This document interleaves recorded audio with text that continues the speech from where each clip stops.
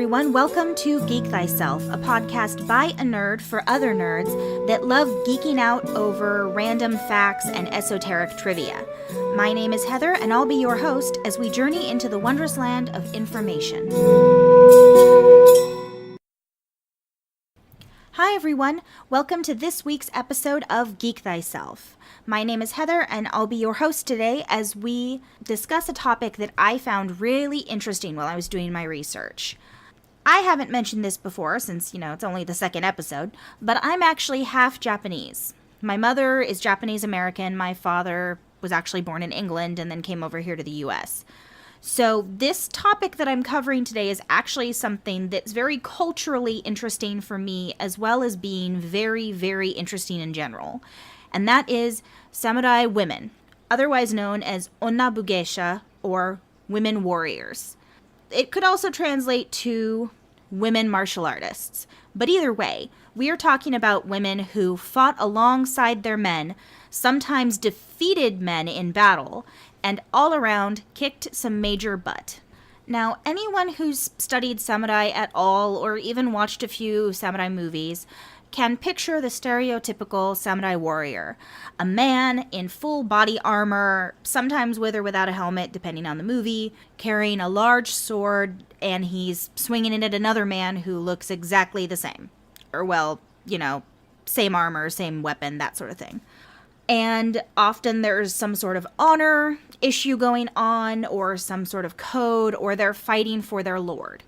To a certain extent, these depictions are accurate, but just like most things in the media today, nothing's 100%.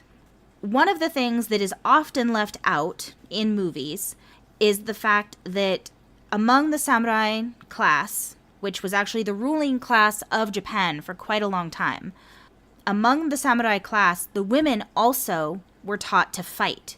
Now, they weren't expected to necessarily fight in battles with the men at the front line, but they were expected to protect the home, protect the family, and also protect their honor, which was just as important to samurai women as it was to the men.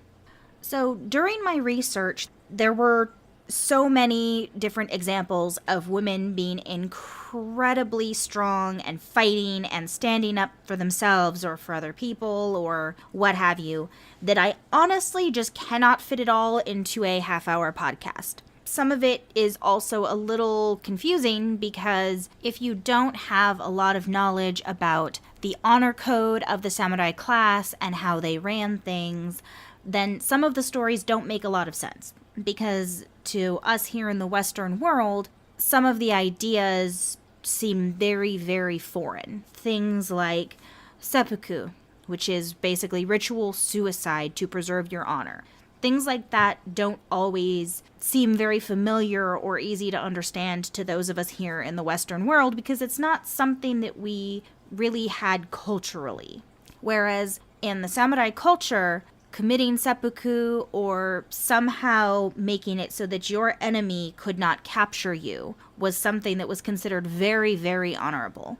I am not an expert on samurai or the samurai code, but I do want to give you just a couple of brief points that I think are important to know going into the rest of this particular episode so that it's easier to understand where some of these stories are coming from in terms of why they are considered such honorable women fighters. For starters, I mentioned seppuku. To the samurai, being captured was considered very dishonorable. They wanted to die with a sword in hand. Whether that meant by their enemy's hand or by their own, that is what they wanted to do. Because if they were captured, it was a common practice for the enemy to take their head as a trophy. And having your head become a trophy for the enemy was considered dishonorable. It was demoralizing for your fellows on your side, as well as being just not something that spoke well of your skill because you didn't make it. Also, because of this, there are a lot of stories of samurai women committing suicide for various reasons. I don't condone this in any way, shape, or form. This is a very, very long time ago. We are talking about hundreds of years ago. This is not something that needs to happen now. However, It is something that happened then, and I just want that as a disclaimer here for anyone who finds this particular topic a problem. It's mentioned briefly later in the podcast. I'm not going to focus on it, but it's there. To start off the background/history portion of this podcast, I'm going to talk about something called the Nihon Shoki, roughly translates to History of Japan. It was written in the 8th century and was actually commissioned by the emperors at the time to tell the history of their lineage. It's also where we find some of the very first stories the earliest based stories of fighting women, warrior women, being part of the history of Japan's ruling class.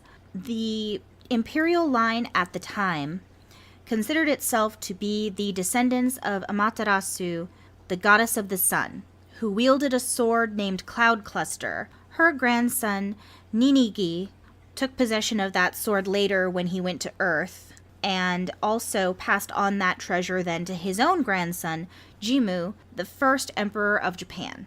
This was the history they had written. After Jimmu, there are other accounts of powerful early emperors and empresses. More emperors than empresses, to be honest, but there's a few. And one of the most prominent warrior women of that group is Empress Jingu. She was married to Emperor Chuai, who was the 14th emperor of Japan. He felt that he had been given a divine mission through his lineage to conquer Korea. However, along the way, he died. He didn't make it so far. At this point, Empress Jingu, rather than deciding to go home, pack it in, not do anything, she decided she was going to take on his mission and complete it. Now, what makes this even more impressive is that she was actually pregnant while this was happening, or at least so the story goes. During her trip to Korea, she was actually so pregnant that she felt she was about to give birth. And according, again, to the story, her solution to this was to take a stone and shove it into her loins and pray to the gods to let her make it through this battle, make it through this mission before having her child. Personally, I think this sounds really painful and uncomfortable, but according to the story, it worked. She was able to defeat the kingdom of Silla, which was a portion of Korea at the time, and went on to return home victorious, knowing that that portion of Korea was going to have to pay tribute to them every year. And along the way home, she gave birth to her son, Ojin, who later also actually became deified and considered a god in his own right, known as Hachiman. So not only did this woman take up her husband's mantle when he died, she also defeated his enemies, conquered a kingdom, did all of that while pregnant, and then gave birth to a future god. Pretty strong female character, if you ask me. Traditionally, Empress Jingu's reign is considered to be between 170 and 260 AD, which is a 90-year reign. It's a long time back then. There's not a lot to really tell us 100% if she existed in real life, or if maybe she was some sort of compilation of different women. Hard to say. We do know that there are outside sources who also made mention of powerful Japanese female rulers. Specifically, there's something in some of the dynastic Chinese histories talking about around 297 AD, a ruler named Himiko, which is a very, very female name for anyone who doesn't speak Japanese. She was known for having powerful magic and being a priestess. And there's actually evidence of rulers being pairs of related men and women. So not necessarily a husband and wife as the ruler, but perhaps a brother and sister or a cousin, something like that. And there's also evidence pointing towards the fact that the male relative would have been more of the management side, probably more of the warfare side, whereas the female relative would have been considered more of a spiritual leader, something along those lines. Some sort of shaman or priestess or powerful witch, whatever term you want to use. They were known to be more magical and spiritual, while the male side took care of the day-to-day business. However, despite this, there have been archaeological finds in tombs from the 4th century in Japan, where some of these female rulers were buried with weapons and armor, indicating that even though they may have been primarily considered or used as priestesses and shamans in their rule, they also could pick up a weapon and go fight if they had to. And they did, as there's also record of female shamans on the battlefield during some of the fights from that time frame. After this is when things started to decline a little, though, for the female stature in Japan. During the 5th and 6th centuries and into the roughly 200 years later, there are still records of women being rulers and empresses and having more power, though it's usually in reference as a temporary placeholder before a male successor could be found. It doesn't mean they had no power afterwards, but generally speaking, if they were the only ruler, it happened for a brief period of time before a male heir could be found. Then, starting around the 8th century, we started to see female power roles declining. The women were still there, but it became more of the secondary citizen situation that we recognize from a lot of samurai movies, where the women are definitely not treated as well, they're not given as much power, the men are the one who run everything. That's roughly when it started, as around the 8th century, and it continued on through the 12th century, which is when the samurai class took over as the ruling class of Japan. The samurai took over Japan after the Genpei War, which was from 1180 to 1185 AD. Now, during this battle is also one of the examples of how poorly women were really treated at the time, or at least how poorly they could be treated, since obviously not everyone treated them exactly the same. This example happens at the Battle of Dannora, which was a sea battle towards the end of the Genpei War. And what happened is, at this point, the Taira, which were the ruling class of Japan at the time, the ruling family of Japan at the time, they had been defeated. This was the decisive final battle of the war. And during this defeat, it just so happened that the Taira family had Antoku, the child emperor, with them during this fight. To prevent the child emperor from being taken captive and made an example of or losing honor, his grandmother actually drowned him to prevent his capture. She then tried to drown herself as well for the same reason, to prevent capture, to protect her honor the best she could. However, one of the enemy soldiers saw her and yanked her out of the water by her hair. By doing this, he prevented her from being able to drown herself, and therefore prevented her from being able to try to preserve her honor by stopping herself from being captured. It's a very strange story, but it does show how little respect that soldier, at least, had for women, that he would not let her protect her honor and instead yanked her out by her hair. It also shows how passive and pathetically portrayed women were at the time in stories. Following the Genpei War, the samurai took over as the ruling class of Japan and formed the shogunate, which was the different samurai families all answering to the shogun. And the decisive win at the Battle of Donnora also allowed for Minamoto Yoritomo to become the first shogun of Japan. All right, well, with that, we're going to take a small break to discuss our sponsor, DiceBard, as well as hear about some of the other shows you can find here at Nerdsmith.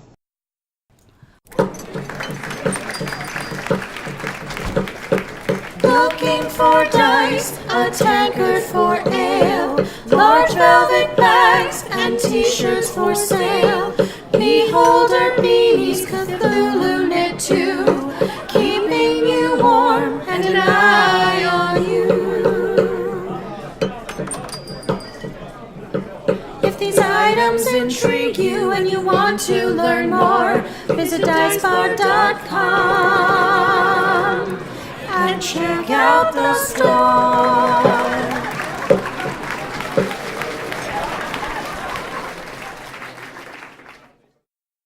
Don't forget to check out dicebar.com and use our coupon code GEEK for free expedited shipping.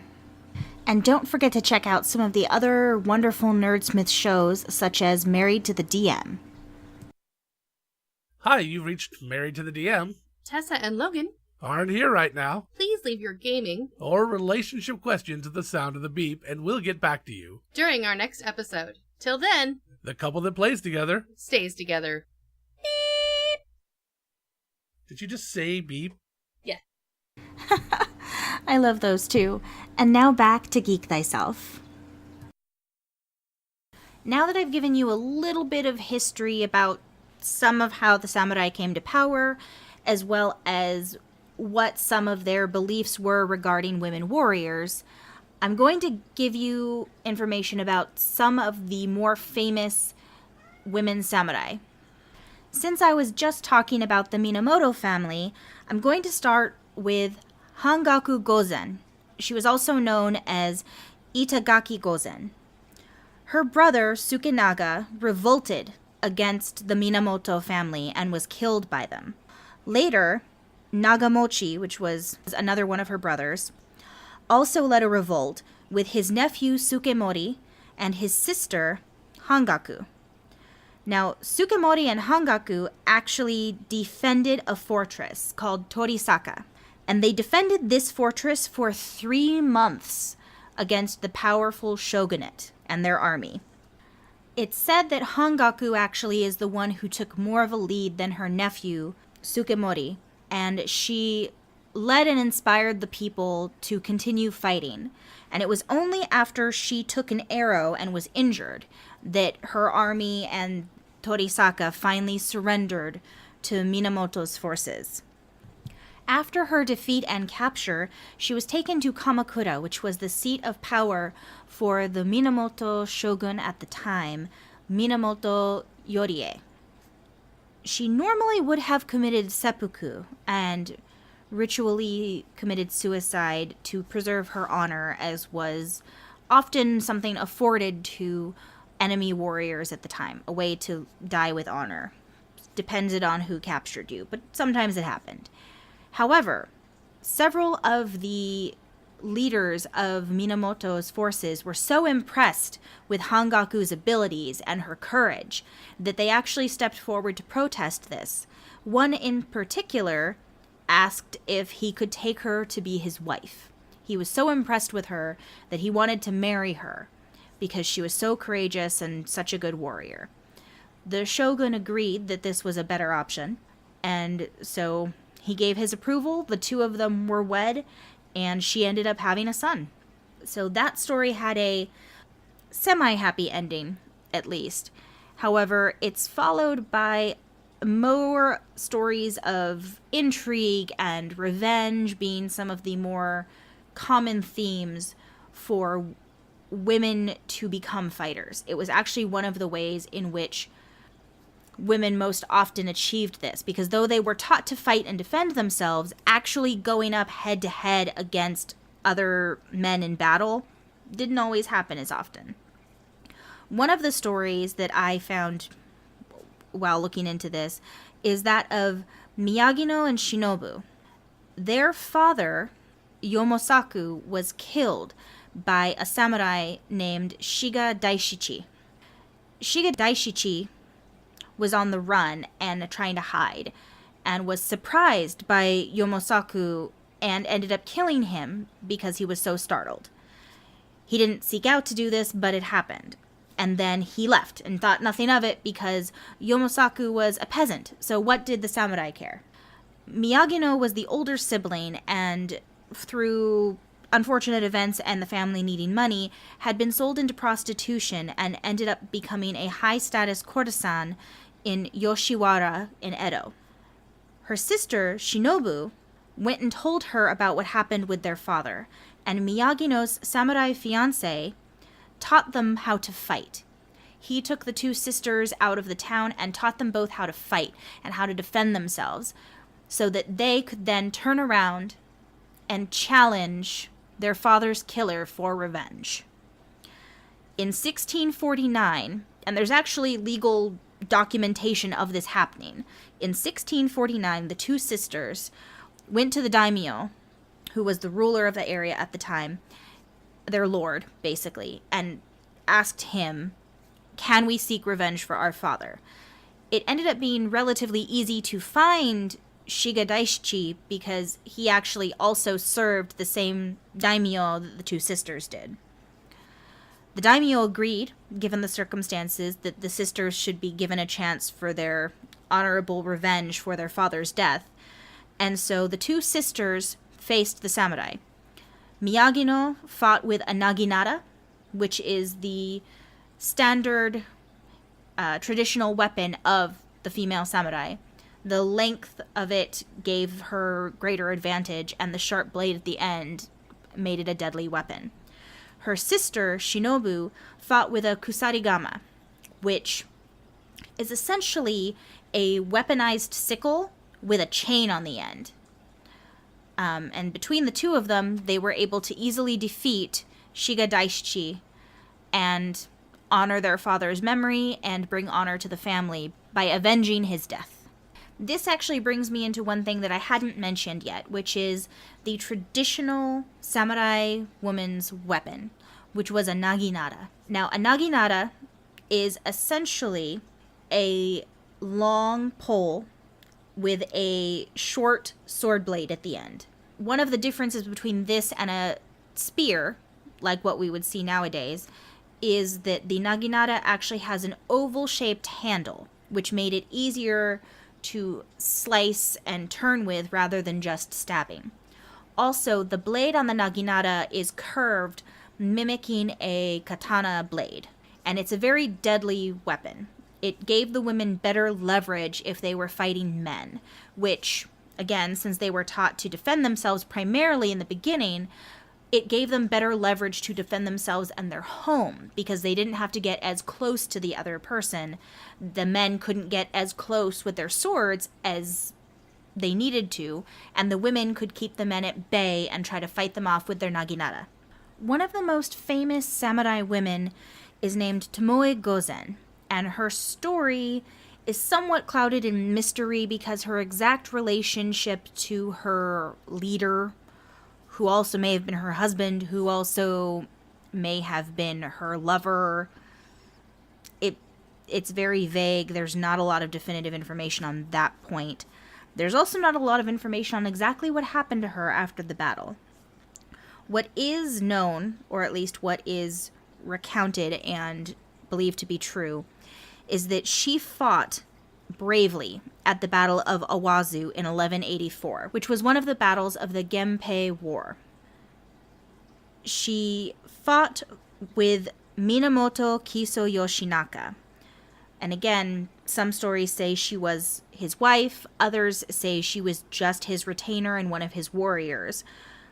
But she is known as being sort of the archetypal woman samurai. She was an incredible warrior, incredibly beautiful, and it's even said in some of the accounts of her that she was a match for 1,000 warriors with a sword or on horse, which, especially for a woman to have that written about her at the time, is a very big deal. Now, after the Battle of Awazu, there's several different variations on the story, but they all agree that she left the battle, and that it was by Yoshinaka's order that she left the battle. Whether it's to relay information or because he didn't want her captured because he cared about her, that all varies depending on which accounting you find.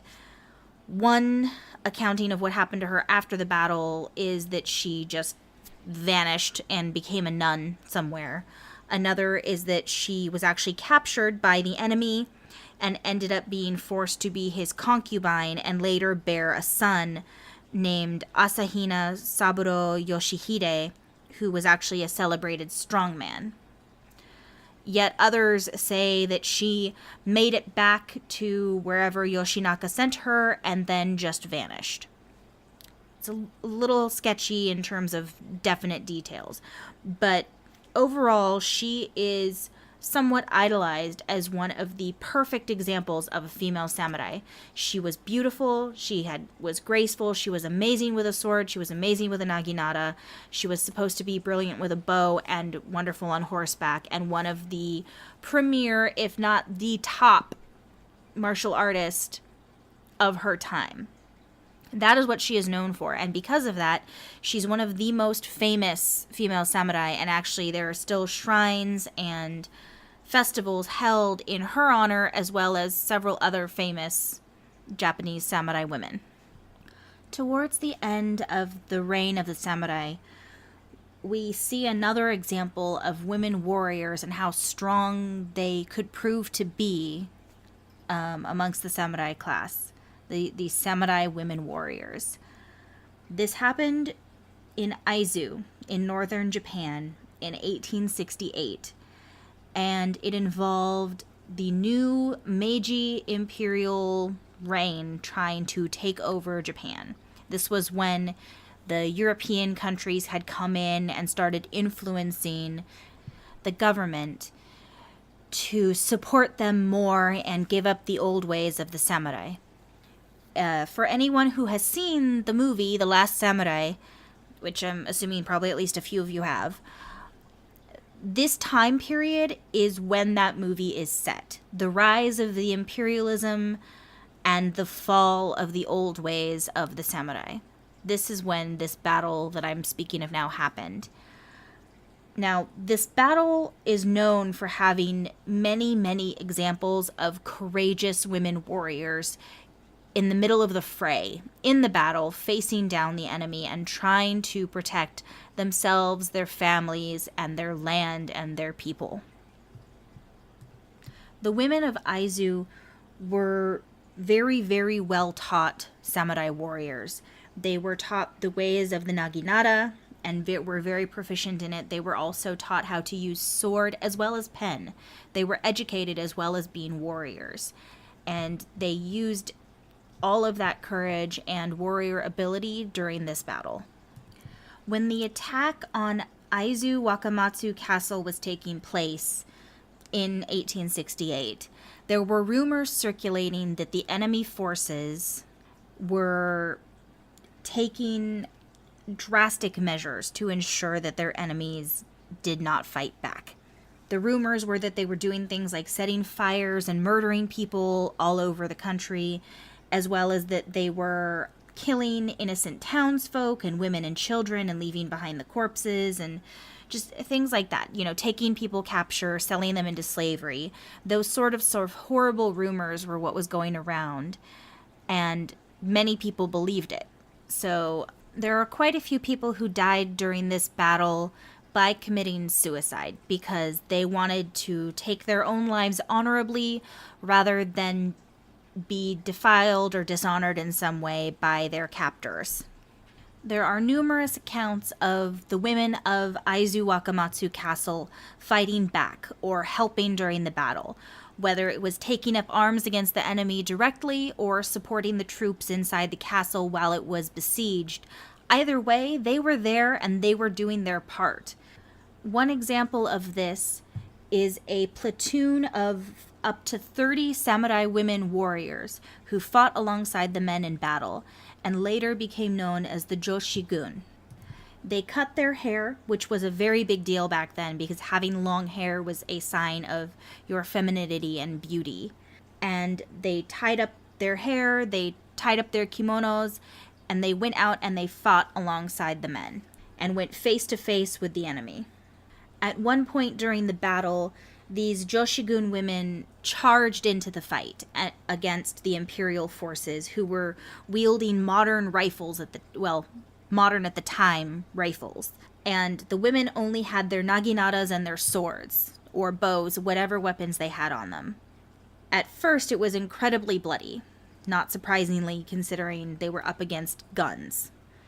However, when the troops realized they were facing women, they tried to stop fighting them, This, though, resulted in the women then being able to work their way through the men and kill them because the men weren't fighting them. One of these women is a famous woman samurai. Her name is Nakano Takeko. Nakano Takeko killed at least 5 or 6 men with her naginata before she was finally taken down by a bullet. And these women were so invested in protecting their honor and their way of life and defending themselves and their honor and everyone else's that at this point, Takeko's sister, Masako, actually cut off her head so that it couldn't be taken as a trophy. She then took the head back to a local temple to make sure that it was put to rest properly.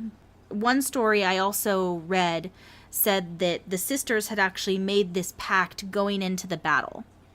This is a couple hundred years ago, so it's a little hard to be 100% accurate, but one account I read said that the 2 sisters made a pact to cut each other's heads off if they were killed in battle so that the enemy could not take it and dishonor them. That is how strongly they believed in their cause and wanted to protect their honor, and it also is just how hardcore they were.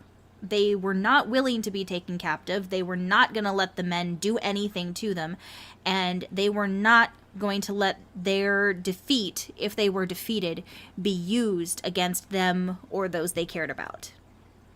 At the end of October of 1868, the enemy finally launched an all-out offensive at Aizu Wakamatsu Castle and ended up besieging it. A month later, roughly at the beginning of November, a white flag went up and Aizu Wakamatsu Castle finally surrendered. After almost 9 months of battle between Aizu Wakamatsu Castle and their enemy, almost 3,000 people from Aizu had died. Among them were 233 women, some of whom chose to end their lives to retain their honor, some of whom died because of all the artillery, and some of them in battle. The history of Japanese samurai women warriors is a long one, and there are a lot of famous battles and honorable women amongst the stories. In modern-day Japan, there are still many shrines to some of these women warriors. There are statues, there are plaques at castles, there are marked gravestones with information about who's there and how she died. These women were few compared to the number of male warriors, but they are remembered. And I, for one, am very glad that I looked into their history and got to find out more. I gave a very, very condensed version of the information, and there are so many women that I did not discuss because I simply cannot fit it all into this podcast, not in a half hour. If everyone really wanted me to, I could potentially do a second one where I just focus on some of the women I didn't get to. If that's something you guys have an interest in, please let me know. However, as an alternative, if anyone wants to find out more information, I would highly recommend the book that I used as my primary source, because honestly, I couldn't find a lot out there. I looked and looked for books, and the one I found is called Samurai Women, 1184 to 1877. It's written by Stephen Turnbull, and it's Stephen with a PH. I got it off of Amazon. It's easy to find there, but it really is the only book I could find that was specifically on this subject. Stephen Turnbull is actually a world-recognized military historian. Specifically, he's also known for being a very good historian on topics such as Korean military history and Asian military history. He has other books on Asian military history besides just the Samurai Women book. I would highly recommend checking it out for anyone who wants a lot more information than I was able to give in my podcast. And with that, please remember to check out the other wonderful podcasts and productions here at nerdsmith.org. I'll be back next week with a new and interesting topic, and until then, don't forget to geek thyself.